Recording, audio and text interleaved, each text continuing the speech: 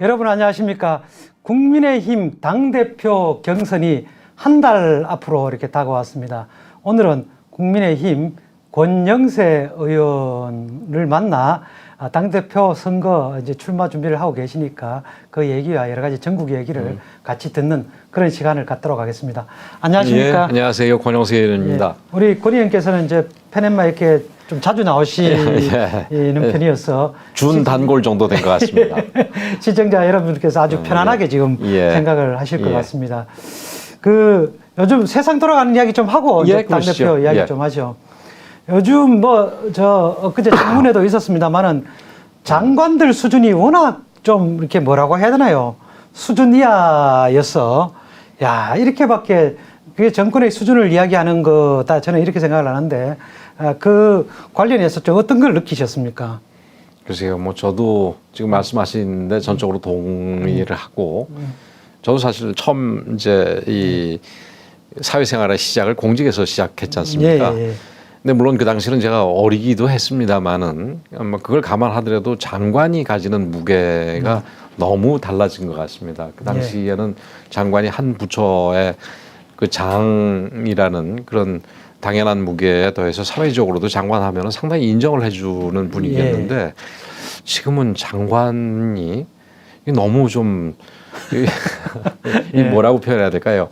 근데 그게 이제 물론 사회가 발전해 나가면서 이 공적인 분야, 퍼블릭 섹터하고 프라이빗 섹터에서 프라이빗 섹터가 조금 더 강해지는 측면이 있지만 그거하고 별개로 지금 우리 사회에서 장관들의 어떤 도덕성부터 시작해서 이 경륜이라든가 무게감 이런 것 자체가 낮아진 측면도 있는 것 같습니다.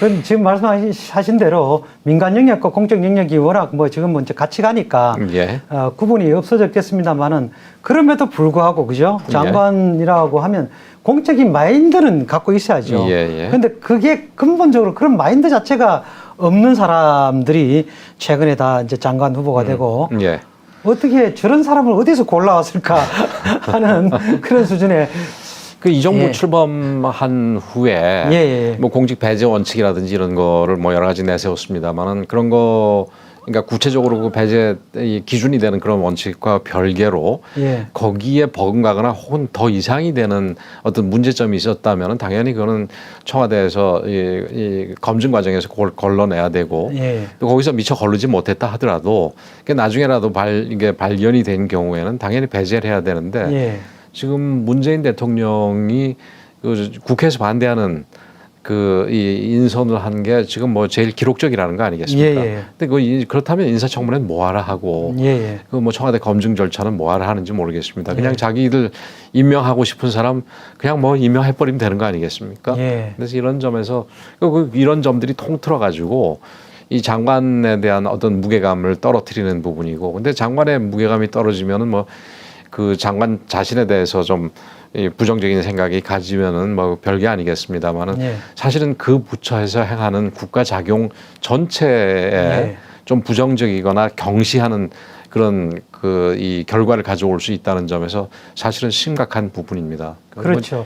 정부 제가 한 말씀 더 드리면 정부가 그러니까 지나치게 많이 개입할 필요는 없지만 개입하는 분야에 있어서는 굉장한 그 무게감을 가지고 이 권위를 가지고 개입을 해야 된다는 게 일반적인 원칙 아니겠습니까? 그런데 지금 저런 장관들이 지휘하는 부처가 그게 권위를 가지고 이 개입이 되겠습니까? 저는 심각한 문제라고 생각을 합니다. 그렇죠. 저는 한편으로는 이게 문재인 대통령이 뭐 이제 완전히 손을 놓은 거 아닌가. 국정 운영에 뭐 원래부터 뭐 잘한 것도 많지 않다고 느끼고 있습니다만은 이제는 완전히 손을 놓은 거 아닌가 하는 그런 어떻게 보면 걱정이 좀 들어요. 저는 손을 놓으신 건지 아니면 손을 너무 대다 보니까 이런 형편없는 인사가 된 건지 알 수가 없는데 이게 전에 인사들도 사실은 문제가 많았습니다만은 가면 갈수록 이게 뭐 점입 가경이란 말이 있듯이 너무 문제가 많은 것 같습니다. 이제 문 정권이 1년 남았다고 이제 5월 11일이면 이제 1년 딱 남았는데 이 향후 1년 어떻게 돼갈 것으로 보십니까? 글쎄요, 뭐 오늘 갤럽 여론조사는 뭐 조금 오른 걸로 나왔습니다만은 그거는 뭐 일시적인 거고 전체적으로 대통령 지지율은 떨어지고 대통령 지지율과 정비례해서 대통령의 국정 장악력도 같이 이제 감소될 겁니다. 뭐 그 당 내에서도 이제 차기 대권 후보가 훨씬 더 많은 주목을 받게 될 거고, 그 뭐 이 전체적으로 그 당 말고 전체적으로 보더라도 차기 권력 혹은 야당이 숫자는 적지만 의미를 가지게 될 텐데, 저는 관련해 가지고 이런 상황에서는 이게 기존의 뭐 180석과 어느 정도 충분한 임기와 그다음에 좀 어느 정도 지금보다는 높은 지지율 이런 게 있을 때와 똑같은 마인드로 국정을 운영해 나가다가는 지금 남은 1년을 제대로 정리하기 어렵다고 생각이 됩니다. 그런 면에서 가급적이면은 그러니까 그 자기 당 자신의 당뿐만이 아니라 그 야당하고도 좀 이렇게 그 말을 들어주고 또 존중해주고 하는 그런 자세가 없다면은 남은 1년은 굉장히 어렵다고 생각을 합니다. 근데 지금 우리가 처해 있는 현실이 백신 문제도 크고 부동산 문제도 크고 또 전반적인 경제 문제도 크지 않습니까? 대통령께서는 뭐 얼마 전에 본 트랙에 들어갔다고 얘기를 하셨습니다만 그거는 뭐 매우 잘못된 인식이라고 생각을 하고요. 지금 당장도 어렵고 또 코로나 이후에 우리 경제 상황도 상당히 걱정되는 만큼 본인이 다음 주자한테 바톤을 제대로 물려주기 위해서는 잘 정리가 필요한데 그런 부분에서 참 명심해야 될 거다. 아까 말씀드린 대로 좀 야당의 말을 귀 기울이고 야당과 협치하는 부분을 명심해야 될 거다 이렇게 생각합니다. 그런 측면에서 사실은 지난번 이제 박근혜 대통령 탄핵 시절에도 뭐 여러 가지 저 혐의라든가 뭐 이런 것도 있었습니다만 그런 걸 떠나서 정상적인 국정 운영이 이제 사실상 불가능하다, 힘들다 이런 논리가 사실은 그 말도 안 되는 논리지만 그런 논리가 탄핵 결정을 하는데 작용을 했거든요. 저는 뭐 그 탄핵을 말씀드리고자 하는 게 아니라 이게 대통령 우리나라 이제 대통령 5년 단임제에서 사실 마지막 1년이라는 게 거의 이게 지지율은 내려가고 정상적인 국정 운영이 잘 안 되는 이런 상황인데 이럴 때일수록 사실은 마지막 1년 정도는 거국 내각을 구성한다든가 협치를 할 수 있는 어떤 제도적인 그런 저 틀 같은 게 만들어지는 게 저는 국가와 국민을 위해서 바람직하다. 요즘 그런 생각이 많이 들어요. 예, 그렇습니다. 예를 들어서 뭐 총리도 그 뭐 문파가 아니어야 되는 건 물론이고 지나치게 여당 색깔을 가지고 있는 사람보다는 뭐 중립적인 인물을 임명을 한다든지 장관 중에서 뭐 과감하게 야당 성향의 인물도 발탁을 한다든지 이런 것도 필요하다고 생각이 되고요. 그다음에 그 뭐 거기까지는 안 가더라도 아까 말씀드렸듯이 야당과 이 국정의 파트너로서 야당을 존중할 필요가 있다고 생각이 됩니다. 지금 뭐 여론조사상으로는 야당 지지율이 그 여당을 추월하기도 하고 뭐 이러는 상황 아니겠습니까? 그리고 본인의 지지율과 이 지지하지 않는 비율을 놓고 보더라도 3대 6 정도로 하지 않는 비율이 높은 게 아니겠습니까? 그러니까 이런 상황이라면 더군다나 야당하고 협치를 할 그 필요가 절실하다. 저는 이렇게 생각을 합니다. 지금 이제 말씀 중에 지지율 말씀이 나와서 그런데 이제 대통령 지지율과 뭐 집권당인 민주당 지지율이 내려가는 거는 다 이해가 됩니다만은 국민의힘 지지율이 왜 그래 높아지죠? 저는 상대적으로 물론 모든 게 상대적인 게임이니까. 좀 부끄러운 얘기입니다만은 반사이익도 상당히 있다고 생각을 하고 그러나 어쨌든 지지율이 높은 건 틀림없는 것 같은 게 제가 올 초만 하더라도 펜앤마이크 여기 출연했을 때 댓글들을 보면은 그 우리 당 국민의힘에 대해서 부정적인 댓글들이 굉장히 많았습니다. 여기 댓글이 보이지 않습니까? 그렇습니다. 그랬는데 요즘에는 국민의힘에 대해서 부정적인 거는 그러니까 좀 많지는 않은 거가 아닌가 이런 생각을 해서 최소한 여기 완전히 신뢰하고 완전히 믿음을 주고 계시지는 않더라도 이게 여당의 독주를 견제해서 정권 교체를 만들어낼 그런 이 주체 그러니까 얘기하면은 정권 교체의 어떤 플랫폼으로는 인정해 준 게 아닌가 이렇게 생각이 됩니다. 제가 지난번에 나왔을 때도 제가 이 말씀을 드렸던 것 같은데 그 저는 지난 4.7 보궐선거에서 그 여러 가지 결과 우리가 뭐 이 여당 후보에 대해서 압도적인 차이로 이긴 부분 뭐 이런 것도 중요하지만 그 오세훈 후보와 안철수 후보 간의 단일화 과정에서 안철수 후보가 지지율이 좀 높았음에도 불구하고 처음에 시작할 때 그 결국은 오세훈 후보한테 그 단일화 후보로 이렇게 그런 임무를 준 거가 굉장히 의미 있게 봐야 된다고 생각이 됩니다. 예를 들어서 그 이제 우리 지지세가 굉장히 강한 영남 같은 데는 뭐 당연히 그렇게 갈 수가 있겠지만 수도권 같은 경우는 반드시 그렇지 않지 않습니까? 근데 서울에서 오세훈 후보를 이 단일화 후보로 선택을 해준 거는 우리 국민들이 그 대여 전선의 플랫폼을 우리 국민의 힘으로 인정해 준 게 아닌가. 그래서 이런 부분은 우리가 조금 더 노력해서 조금 더 잘 한다면은 대선까지 이어질 수 있지 않은가 이렇게 생각을 하고 예. 또 이 연장선상에서 생각을 하면은 지금 요즘 뭐 제3 후보들이 많다 보니까 제3지대 얘기가 많지 않습니까? 예. 근데 그런 점에서 제3지대는 별로 성공할 수 없고 결국은 그 대선에서도 지금 그 우파 쪽의 플랫폼은 국민의힘이 될 것이다.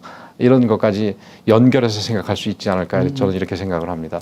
그 정권 교체에 대한 어떤 열망 예. 이런 것들이 이제 어떻게 보면 국민의 힘으로 예. 결집되는 그런 효과가 있다. 뭐 그런 말씀이신 예, 거죠? 그렇죠. 뭐 예. 이제 많은 분들이 마크롱 얘기를 하면서 프랑스에서 지난 대선에서 마크롱을 뽑을 때 이게 그 좌파 정당, 우파 정당을 다 버리고 그 마크롱이 만든 새로운 중도 정당한테 그 저기 압도적인 지지로 결국은 당선을 시킨 걸 보더라도 뭐 우리나라에서도 마크롱식의 그런 어떤 대선 전략이 필요하다고 주장하는 분들이 몇 분 계시지 않습니까? 예. 근데 이제 우리나라 상황에서는 그런 마크롱식의 그 전략 내지는 그 대선 방식이 우리나라에서는 통하지 않을 것이다라는 근거로 제가 말씀을 드리는 겁니다. 예. 저는 또 뭐 여러 이제 분석을 하셨습니다만은 이른바 20대들이 예, 예. 이제 집권당에서 이탈을 해서 그 사람들이 제3지대가 아닌 네. 어떻게 보면 국민의힘의 지지로 상당 부분 이동한 것이 여러 가지 측면에서 참 긍정적인 영향을 많이 미친 게 아닌가 이런 생각도 많이 들어요. 예, 예, 좋은 말씀입니다. 예, 미래 세대들이 어쨌든 간에 그렇죠. 이쪽으로 붙었다는 거는 특히 예. 그 일반적으로 보수 정당은 뭐 예. 세계 어느 나라나 젊은 층들의 지지가 조금 약하고 예. 그 뭐 진보 정당이나 좌파 정당이 젊은 층들의 지지가 많은 거 아니겠습니까? 특히 우리나라도 뭐 그런 현상이 아주 두드러지게 나타났었는데 그 젊은 층 중에서도 가장 젊은 그룹 2030 세대에서 지난번 그 우리 보궐선거에서 특히 남성 같은 경우는 한 70% 이상이 그 이 우리 당 후보를 찍었다라는 얘기는 굉장히 고무적입니다. 물론 그게 그 2030 세대의 특성상 항구적으로 보수적으로 이게 이 성향 자체가 넘어왔다 이렇게 얘기하기는 조금 이르고요. 이게 그러니까 전엔 그쪽을 찍었지만 그쪽에 실망을 해서 이쪽으로 넘어왔다 이렇게 얘기를 하는데 저는 그렇다 하더라도 의미가 있다고 생각이 됩니다. 이게 어느 정도 투표를 하다 보면은 어떤 경향성이 생기는데 20대, 30대 같은 경우는 아직 이제 투표한 지가 얼마 안 되기 때문에 경향성이 고정되기는 않았지만 예를 들어서 진보 좌파 쪽으로 계속 투표하다 보면은 그 그룹들도 한 30대, 40대 되면은 이제 고정적으로 진보 좌파 쪽으로 저기 진영으로 가겠지요. 근데 지금 이런 식으로 이 우파 진영에 대해서 투표를 한번 해봤다라는 얘기는 이게 우리가 문제만 일으키지 않고 잘만 한다면은 우리 쪽으로 다시 또 올 수도 있고 또 그게 우리 쪽으로 고착화될 수도 있다 이런 면에서 의미가 있다고 생각을 하는데 사실은 그 2030 세대가 왜 오게 됐는지 이런 부분을 좀 분석할 필요는 있다고 봅니다. 2030 요즘 많이 만나시죠? 예, 보게 됩니다. 뭐 예. 이렇게 대화를 해보시면 그들의 욕구나 이런 게 뭡니까 기대가? 2030 세대가 이제 요즘 뭐 얘기를 하는 게 공정과 정의 가치 이런 걸 굉장히 중요시하고 뭐 특히 그러다 보니까 저쪽에 불공정 그다음에 불의 이런 부분에 대해서 이제 우리 쪽을 지지하게 됐다 그러는데 저는 그 시작은 2030 세대가 굉장히 지금 힘들다는 데서 시작을 해야 될 거라고 생각을 합니다. 지금 우선 2030 세대 특히 30 세대보다 특히 20 세대에 집중을 해서 얘기를 한다면은 이제 막 그 사회에 들어가는 거 아닙니까? 사회에 들어간다는 게 결국은 노동시장에 들어간다는 얘기인데 소위 그 선배 세대 586 세대라든지 이런 때하고는 전혀 다르게 지금 2030 세대들 같은 경우는 지금 사회에 입문을 하면서 이 제대로 된 그 노동시장, 소위 1차 노동시장이라고 불리는 좀 이렇게 좋은 노동시장으로 들어갈 기회가 거의 없습니다. 그 청년 실업률도 굉장히 높고, 그러니까 뭐 심지어는 2차, 3차 노동시장도 들어갈 수가 없어서 실업률이 높지만 이 사람들이 진짜 바라는 1차는 더군다나 없다 보니까 이게 이분들이 굉장히 분노하게 되는 거죠. 그래서 그 또 그렇게 들어갈 수 없게 되는 이유가 사실은 무슨 학력이라든가 기존의 자기의 어떤 그 뭐라 그럴까요?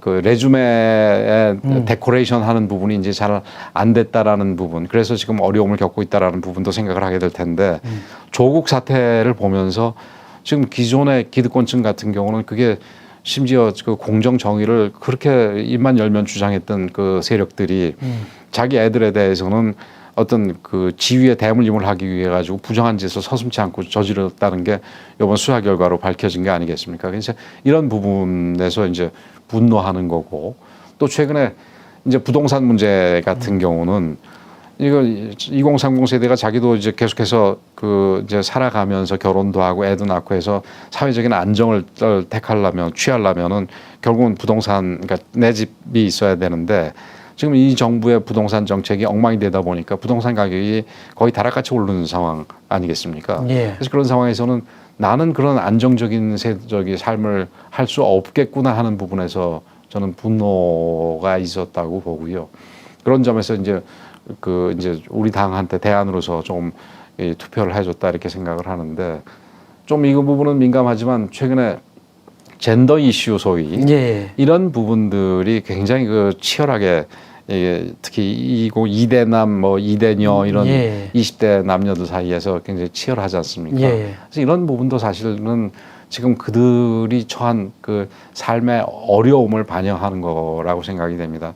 그러니까 자기 삶이 크게 뭐 공정 가치 이런 걸 생각하지 않더라도 그 충분히 행복할 수 있다면은 아마 일부 철학적인 사고를 좋아하는 분들 빼놓고는 굳이 뭐 젠더 이슈에 깊이 관여를 해서 치열하게 논전을 벌이고 이런 거는 안 했을 거라고 생각이 됩니다. 근데 지금 굉장히 어렵다 보니까 한편은 여성들은 여전히 차별을 받고 있다고 생각을 하고 남성들은 거꾸로 지금 여러 가지 그 여성들에 대한 무대 조치 때문에 자기들이 역차별을 받고 있다고 생각을 하고 이제 이런 부분들 때문에 치열하게 논전이 벌어지는 거죠. 그게 좀 그러니까 여러 가지로 옳지 않은 방향이고 그 모든 2030 문제가 사실은 그러니까 공정 정의 문제도 있지만 우리 삶이 지금 어렵다라는 데서 시작한다는 점을 위정자들이 잘 알아야 된다고 생각을 합니다.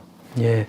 그 2030 뭐 말씀하셨으니까 하나만 더 좀 여쭤보고 싶은 게 어쨌든 그런 이제 분노와 좌절과 이런 속에서 이제 상당히 힘든 삶을 살아가고 있다 이렇게 생각을 하는데 그 2030을 품기 위한 국민의힘 차원에 저는 뭐 단순하게 뭐 그 사람들을 어떻게 당겨서 뭐 지지자로 만들고 뭐 이런 그 정치공학적인 어떤 그런 거를 뛰어넘어서 그들의 분노가 이렇게 표출이 되고 결집이 되고 할 수 있는 창구 역할을 이제 이 국민의힘이 수많은 플랫폼이 되어주고 창을 만들어주는 뭐 그런 노력이 좀 있어야 될 거다 이런 생각이 드는데 지금 최근에 무슨 뭐 청년을 위한 여러 가지 노력들이 많이 변화하거나 진전된 게 좀 있습니까? 어떻습니까?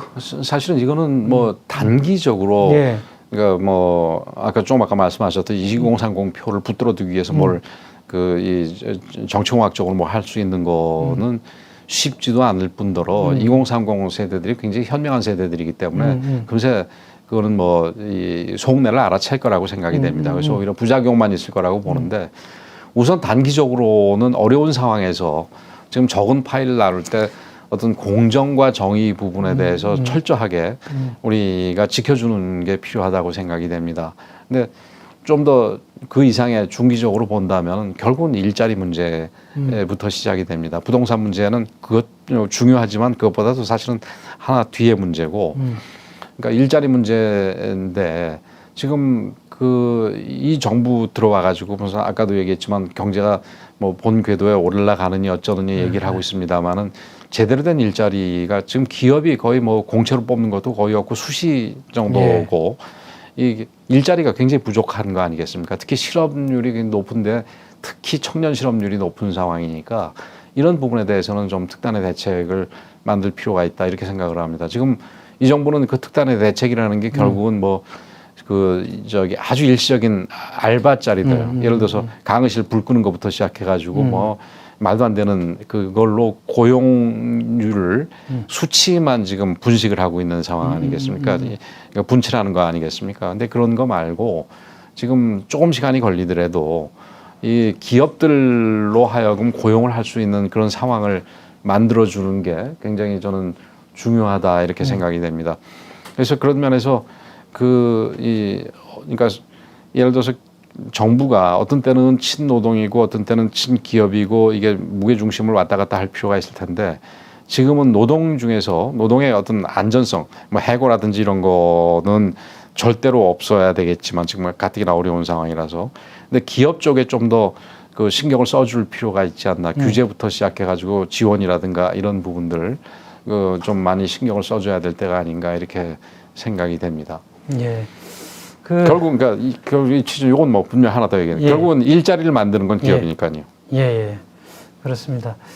또 외교 이야기를 또 한 가지 이 외교 전문가시니까 또 안 여쭤볼 수가 없는데 제가 볼 때 이제 이 문재인 정부의 지난 4년간의 외교를 본다면 사실은 북한에만 매달리다 보니까 결국은 북한도 멀어졌어요. 매달리니까 더 멀어져가는 거죠. 더 우습게 보고. 그러니까 북한하고의 사이도 안 좋아지고 미국, 중국, 일본 모든 국가하고 사이가 저는 다 안 좋아지는 오히려 전체적으로 다 고립이 되는 그런 결과를 가져왔다.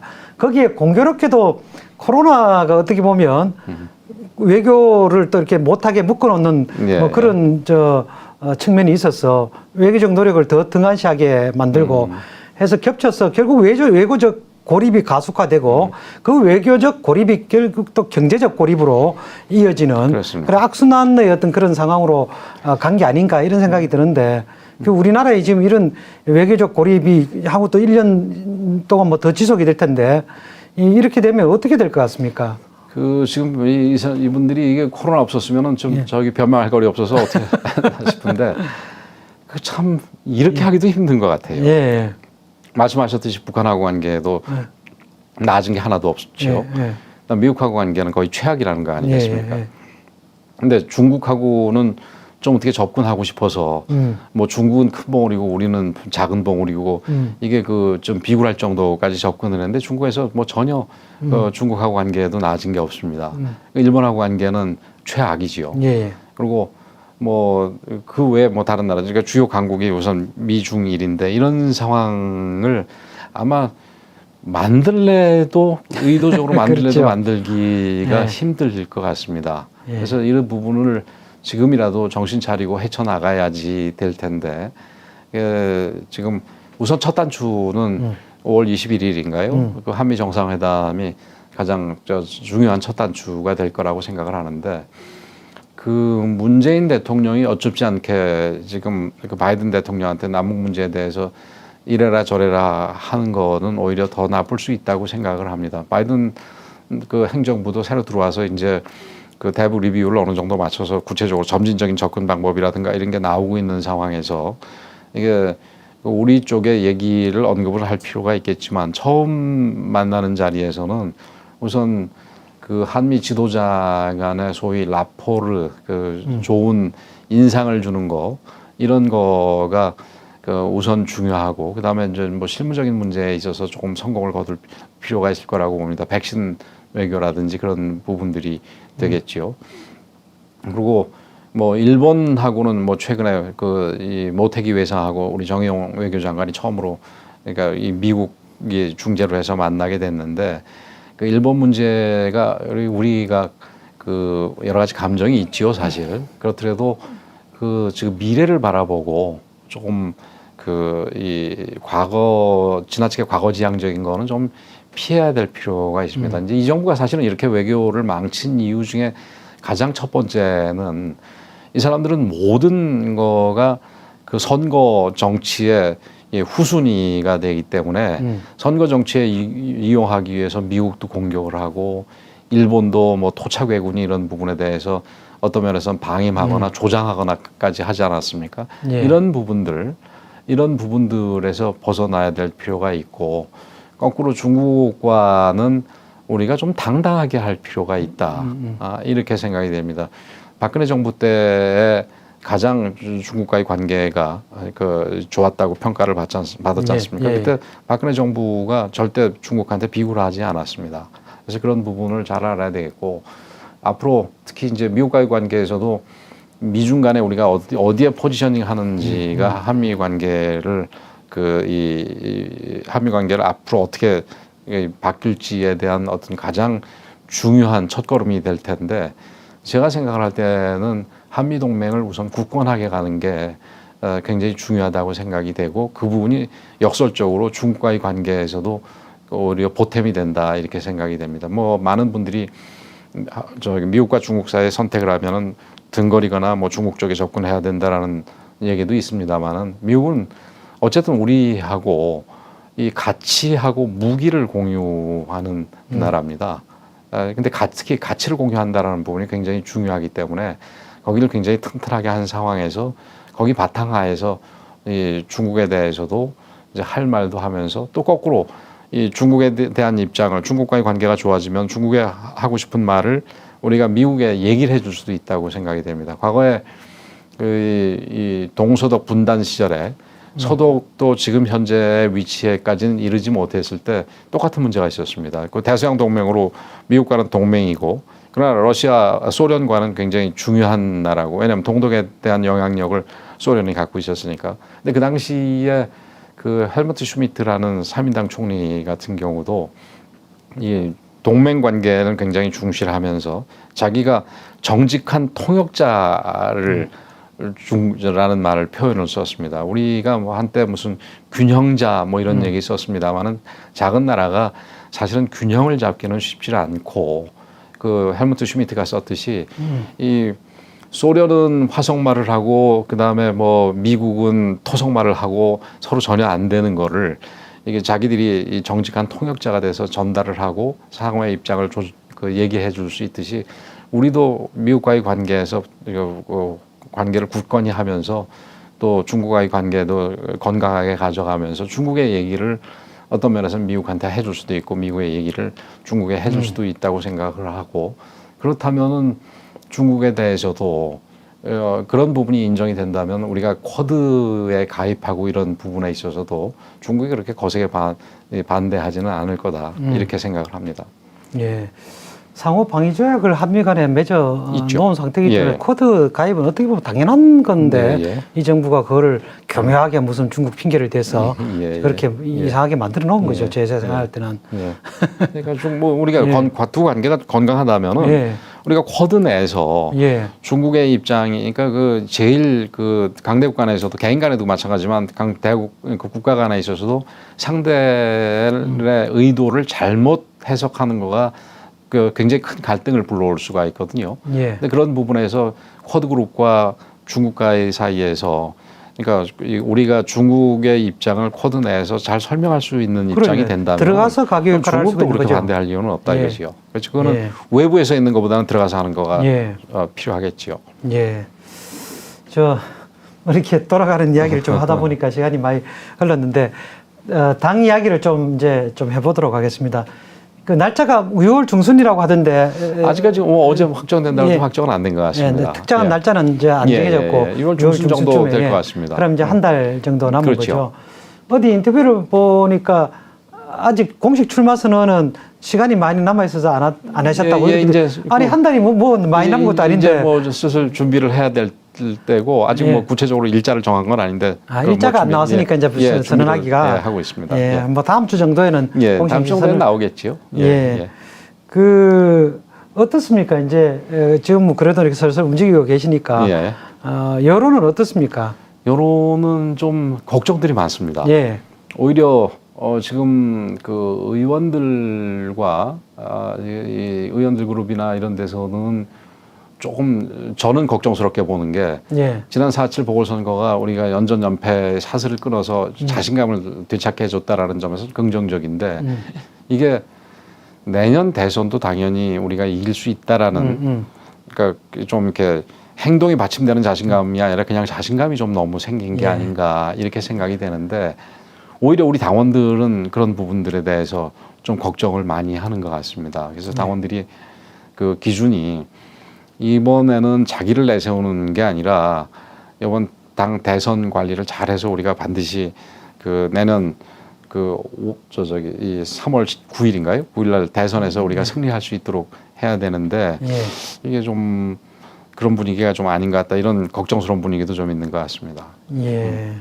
그러니까 지금 말씀하시니까 약간 좀 환상에 지금 쌓여 있는 거죠, 그죠? 그렇지요. 착각이라기보다는 환상 속에 쌓여 있다 저는. 그러니까 자신감은 좋지만 그 자신감이 그 또 뭐 현실에 받침이 돼야 되는데 사실 내년 선거가 문재인 대통령이 뭐 또 출마한다 그러면 저희들이 뭐 분명히 이기겠습니다만은 이제 뭐 후보는 문재인 대통령이 아니지 않습니까? 그러니까 새로운 후보와 여기 새로운 사람이 이제 붙게 될 텐데 경쟁을 하게 될 텐데 그런 상태에서는 여당에 대한 심판 이런 거가 제한적으로만 효과를 가져오게 될 거고 근데 우리 같은 경우는 이제 후보 구성에 있어서 조금 문제가 있지 않습니까? 기존의 당내 후보들은 지지율이 그 여러 가지 이유로 좀 낮고 그다음에 당 외에 가장 유력한 후보는 아직 뭐 정치 선언도 아직 안 한 사람이고 그다음에 조금 유력한 사람들이 당 바깥에 있는데 그분들도 사실은 지지율이 5%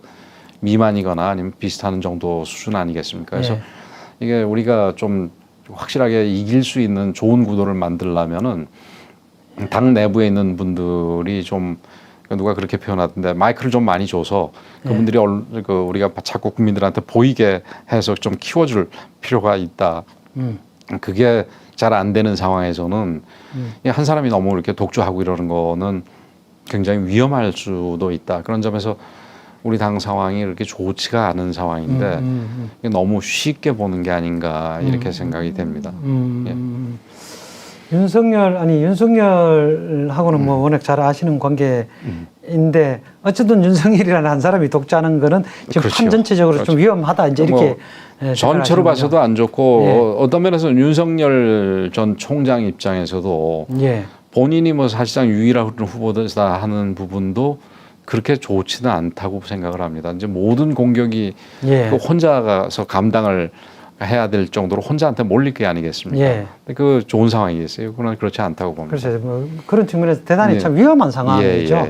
그 한 사람이 꼬꾸라지면 그냥 아무것도 없는 이런 상황이라는 게 정말 싸움에서는 엄청나게 아주 위험한. 그래서 지금 다음 지도부 특히 대표가 그런 상황을 빨리 바꿔서 좀 건강한 구도를 만들어줄 필요가 있다라는 점에서 사실은 굉장히 경험도 필요하고 그 전략도 필요하고 그런 그 대표가 이제 저는 반드시 돼야 된다고 생각을 하고요.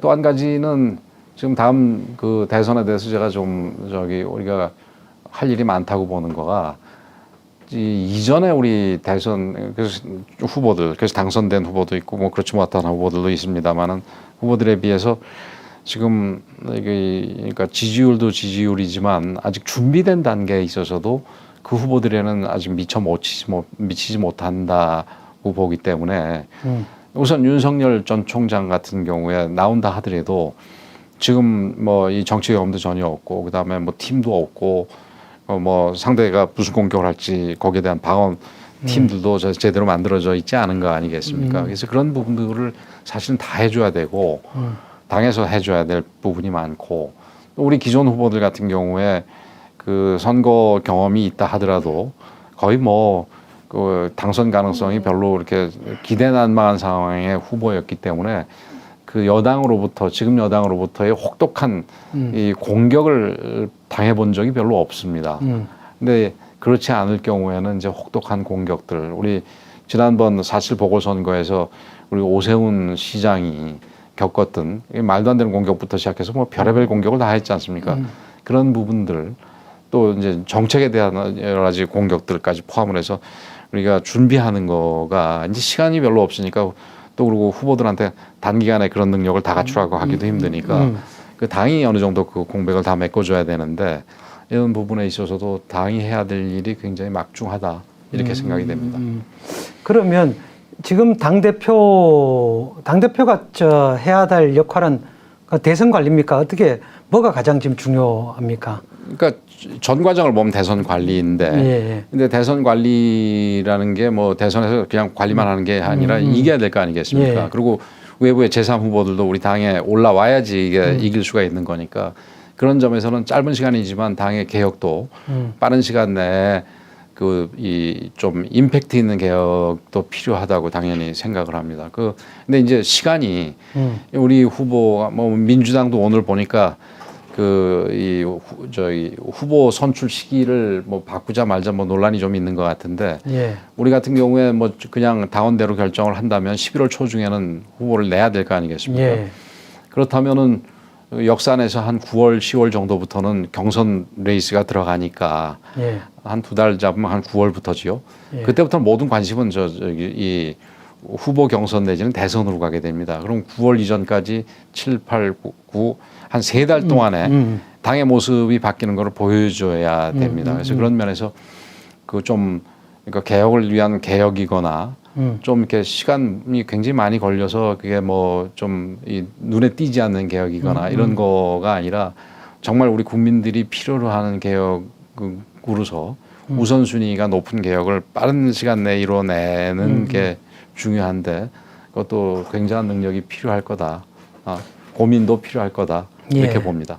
아니 그 말씀을 하셨으니까 저도 지금 국민의힘이라는 게 추구하는 가치가 뭔지 뭘 하려는 정당인지 이게 저는 상이 딱 안 잡혀요.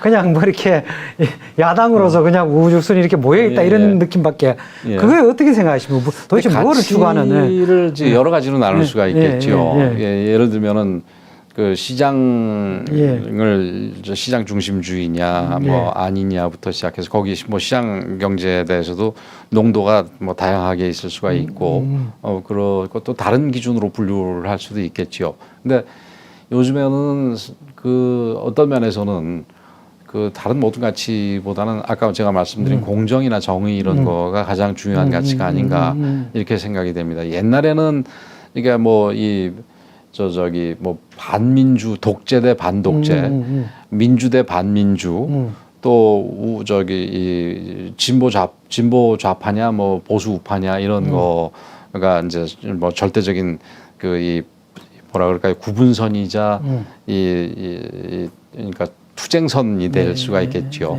근데 지금은 물론 뭐 여전히 지금 이 정부가 이 말도 안 되는 좌파 정책을 쓰는 부분에 있어서는 우파냐 좌파냐 부분이 좌우의 어떤 노선이 중요한 투쟁선이긴 하지만 어떤 면에서 시대는 좀 더 빠르게 진행이 돼가지고 그러니까 공정과 정의 가치가 더 중요한 우리가 지향해야 될 가치가 아닌가 이렇게 생각이 됩니다. 어떤 면에서 그러니까 공정과 정의를 제대로 실현하기 위해서는 그러니까 좌파 가치보다는 우파 가치를 하되 따뜻한 우파를 통해서 예를 들어서 사회 안전망에 의존할 수밖에 없는 사람은 보호해주고 뭐 하는 이런 식의 그러니까 어떤 가치의 위계를 만드는 필요가 있다고 생각을 합니다. 그런 면에서 공정 정의가 가장 상위 가치고 그다음에 그 밑에는 이제 자유시장 경제라든지 뭐 이런 가치들, 자유민주주의라든지 이런 가치들이 이제 들어올 수가 있게 되겠지요. 그럼 이건 뭐 굉장히 추상적인 얘기인데 가치를 얘기하시니까 제가 그러면 아까 말씀하신 당의 개혁이라는 것은 어떻게 보면 공정과 정의를 위한 여러 가지 그 가치를 실현하기 위한 여러 가지 개혁을 해야 될 거 아닙니까? 그죠? 그렇죠. 뭐 개혁도 무슨 뭐 어떤 방향이 있어야 개혁을 하는 거죠. 마구다지 개혁을 할 수 없는 거니까. 그렇게 보면 뭐 어떤, 그러니까 뭐 여러 가지 개혁해야 될 분야들이 있겠죠. 예를 들어서 민주당 같은 경우는 요즘에도 좀 논쟁이 자기들끼리 있습니다만은 검찰 개혁이 최우선의 개혁이냐 아니면 민생이 최우선이냐 이런데 지금 송영길 대표는 지금 민생 쪽으로 조금 옮기려고 하고 있는 것 같아 보이긴 합니다. 근데 여러 방향 중에서 어떤 분야의 개혁이 가장 중요하냐는데 역시 저는 절대적으로 민생이라고 봅니다. 그 민생에는 뭐 부동산 문제도 있을 수가 있고 세금 문제가 있을 수가 있고 그다음에 이제 실업 문제도 있을 수가 있고 되게 국민들이 절대적으로 관심을 가지고 국민들의 삶과 직접적으로 연결된 부분들 이게 이제 민생이라고 되겠죠. 그 민생 부분을 어떻게 개혁을 할 거냐? 그건 공정의 가치를 두고 해야 된다 이거죠. 공정이라는 게 결국은 부동산 관련해 가지고도 부동산에 대해서 시장을 무시하고 그 국가가 전체적으로 이 사람들 이 정부 초기에 주요 인사들 핵심 인사들이 얘기했던 대로 시장에 맡기지 말고 자기네들이 국가가 다 분배하고 뭐 이래야 된다 이런 거가 공정한 분배가 아니고 시장에 의해서 기본적으로 그 배분이 되게 하되 시장에서 다 할 수 없는 부분 뭐 시장의 실패라고 할 수 있는 부분에 대해서는 예를 들어서 뭐 임대주 공공 임대주택이라든지 공공 분양주택이라든지 이런 걸 보완시키는 방법으로 가는 것 이제 구체적으로 그게 몇 퍼센트냐 이거는 이제 구체적으로 따져봐야 되겠죠. 이런 식의 어떤 민생 분야에서 방식은 공정 부분, 공정한 가치 추구해서 하는 부분 이런 것들이 지향이 돼야 된다, 지향이 돼야 된다 이렇게 생각이 됩니다. 세금 부분 같은 경우도 마찬가지죠. 이게 지금 세제 같은 경우도 지금 우리 국민들이 굉장히 어려운 상황 아니겠습니까? 그래서 이런 상황에서는 지금 이 아주 부유한 사람들은 비용을 좀 더 내더라도 지금 종부세 같은 경우도 지금 중산층이 거의 중산층 이하 계층으로 떨어지고 있는 상황에서는 그 중산층을 유지시켜주고 또 그 좀 더 아래층 같은 경우는 최소한 좀 어느 정도 보호해주는 거가 공정의 가치에 저는 맞다고 보고요. 그런 면에서 예를 들어서 종부세도 조금 기준 구간을 올려준다든지 또 재산세 같이 이런 부분들도 세율을 전반적으로 좀 내려준다든지 나중에 이제 세제 개혁은 전체적으로 이 통합적인 세제 개혁을 하더라도 당장 어려운 시기에는 그런 조치들을 취하는 거가 이게 민생 부분에 있어서 공정한 가치를 실현하는 방법이다 이렇게 생각을 합니다. 예, 이제 하실 일이 많은데 지금 당대표가 들어보니까 진짜 당대표가 해야 할 일이 많습니다. 많이 있습니다. 당도 개혁시키고 안착도 시키고 대선도 관리해야 되고 이겨야 되고 여러 가지 할 일이 많은데 그렇다면 지금 10여 명이 나와 있는데 나머지 나와 있는 사람들은 그거를 제대로 하기에 적임자가 아니다 이렇게 판단을 하셔서 이렇게 대표를 하시려고 하시는 건가요? 어떻게? 네, 뭐 그렇게 보는 건 아니고요.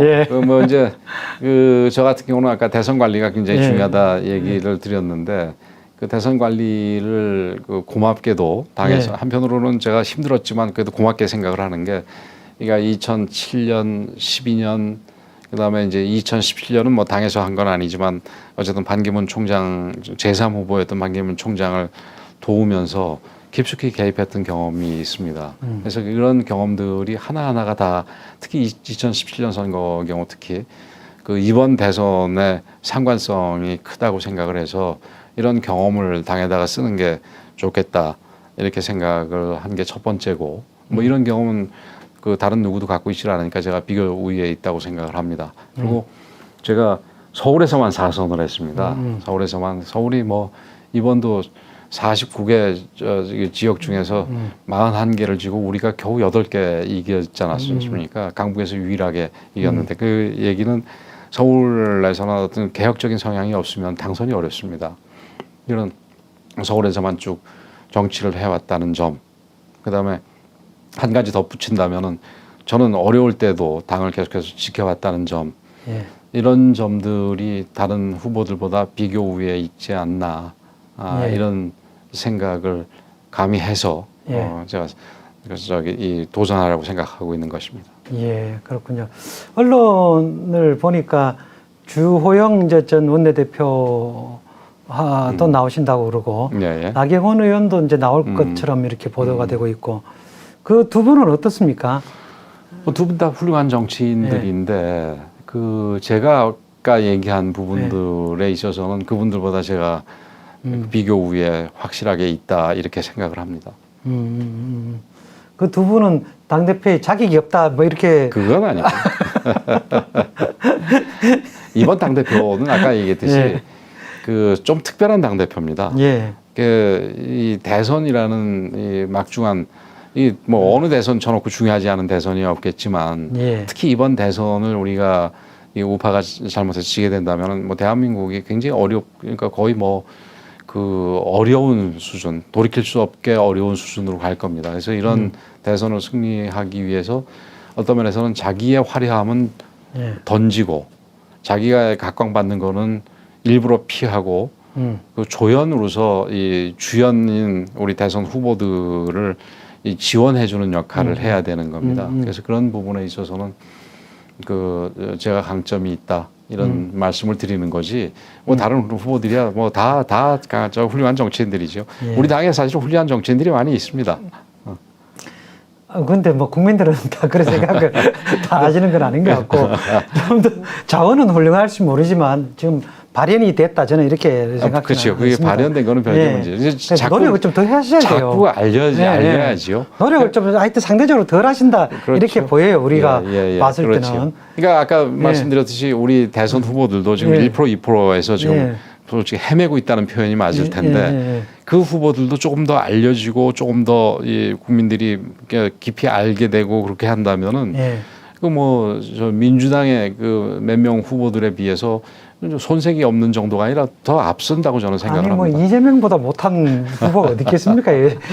그렇지만 그게 노력이 안 돼 갖고 지금 그렇죠. 뒷받침이 안 돼서 그런데 당내 이제 후보 중에 일부가 김종인 마케팅을 이제 하던데 그거는 어떻게 보세요? 그 뭐 본인 자유인데요. 본인 자유인데 그 결과적으로는 우리 당원들이나 국민들이 판단할 거다 이렇게 생각을 합니다. 그 예를 들면은 그 이제 경제도 무슨 국가주의해서 뭐 위에서 누가 그 인위적으로 뭘 하는 거가 적절하지 않다는 거 아니겠습니까? 그래서 저는 사실은 한때 이제 홍준표 그 이 선배에 대해서 당에서 안 받는 게 좋겠다 이런 얘기도 한 적이 있었는데 그 문제도 결국은 저는 우리 당원들이 평가하고 뭐 국민들이 평가할 부분이지 누굴 뭐 당연한 어떤 면에서 우리 절차에 의해서 그 입당하면은 받아야 되는 걸 갖다가 그 특별히 하자가 있어서 다시 징계를 해가지고 쫓아내야 될 상황이 아니라면 받아들이는 게 맞다고 생각을 하고 그다음에 김종인 비대위원장께서도 이 나가자마자 이 고언을 넘는 아주 그 저기 독한 말씀을 하셔서 우리 당이 굉장히 불편한데 그래도 얼마 전까지 우리 이 당의 그 지도자였던 거 아니겠습니까? 그래서 그 뭐 만나서 마케팅하는 거는 본인 책임하에 본인이 하는 거지요. 국민의힘을 이야기를 하면 항상 또 이제 투쟁력이 부족하다 뭐 이런 지적을 많이 하시던데 이번에 김기현 원내대표가 돼서 조금 제대로 좀 싸워주기를 바라는 사람들이 많은데 그런 측면은 어떨 것 같습니까? 조금 개선이 될 여지가 있을 것 같습니까? 좀 개선의 여지는 있을 거라고 봅니다. 사실은 지난 1년 동안 우리 당에 대해서 가장 많은 비판들이 내용이 뭐 야당이 야당답지 못하게 그거 뭐 너무 그 물에 물 탄 듯 술에 술 탄 듯 뭐 밀려만 다니는 거 아니냐 이런 얘기였었는데 물론 저쪽 당이 워낙 숭악한 정당이고 숫자까지 180석이니까 어쩔 수 없는 측면은 있지만 근데 우리가 좀 더 전에처럼 아스팔트로 바로 뛰어나가가지고 뭘 하지는 않더라도 우리가 좀 전략적으로 생각을 해서 우리의 목소리를 좀 제대로 들리게 했어야 되는데 그런 부분이 부족했던 거는 틀림없습니다. 그래서 이런 부분들은 김기현 신임 원내대표도 의원들 만나면서 누구보다도 많이 들었을 테니까 그런 부분에서는 개선이 있을 거라고 생각을 합니다. 예. 어쨌든 상임위원장을 갖고 작물 발언 하실 때 저는 참 발언을 참 좋은 발언이라 생각을 하는데 무슨 국어를 해서 우리가 그걸 받는다 이런 게 아니라 정말 작물이니까 압박을 해서 걔들이 토해내지 않으면 안 되도록 그렇게 사실은 싸움을 이제 전개해가고 압박을 해가는 사실 바로 그 부분입니다. 이게 우리가 그쪽에 무슨 힘으로 얘기해봐야 그쪽에 180석이 우리 백성 남짓인데 그거 되겠습니까? 그러니까 우리는 국민을 통해서 우회적으로 압박을 해야 되는 겁니다. 그래서 그 과정 중에는 지금 작물이라는 표현처럼 아주 이 분명한 표현을 통해 가지고 여론을 더 환기시킨다든지 그런 전략들이 필요하겠죠. 예. 이제 본인 이제 좀 여쭤보고 싶은데 권영세 의원은 다 이제 이렇게 완벽하신데 어쨌든 이제 인지도가 이렇게 따라오지가 않고 흔히 하는 말로 뜨지를 않는데 그거는 어떻게 판단을 하십니까? 제가 아무래도 그러니까 국회 기준으로 따지면 8년의 공백이 있었습니다.